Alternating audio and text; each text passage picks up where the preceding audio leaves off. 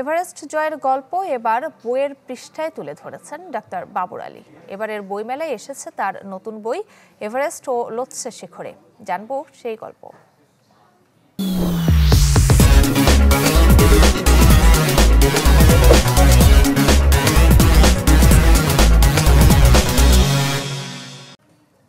পৃথিবীর একদম প্রথম দিকের এক্সপ্লোরার বা মাউন্টেনিয়ার যারা, এদের একটা বড় সংখ্যক কিন্তু ডাক্তার ছিল। নেশায় আপনি পাহাড়ি।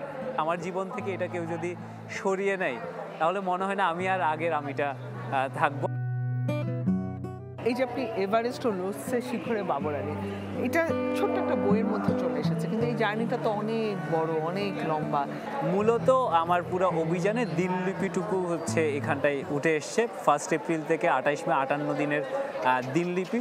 তবে শুধু তো আর দিনের পর দিন চলে যাওয়া এমন নয়, এটা আমি বলবো আমার জন্য অনেকটুকু একটা স্পিরিচুয়াল জার্নি, সেটার ছোঁয়া পাঠকরা পাবেন। এবং একই সাথে আমার আগে যারা এভারেস্ট অভিযান করেছে, এভারেস্ট ফার্স্ট ক্লাইম্ব হয়েছে 1953 সাল এবং প্রথম অভিযান হয়েছে 1921 সালে।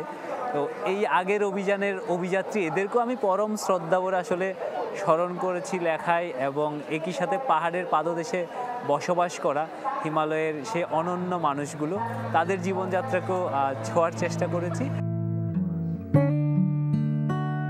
দর্শক, কথা হচ্ছিল একজন বাবর আলীর সঙ্গে, যার নেশা পাহাড়ের শিখর ছোঁয়া। এবং আমরা চাই তার এই ভালোবাসা ছুঁয়ে যাক আপনাদেরও, তার এই বই প্রিয় বই হয়ে উঠুক।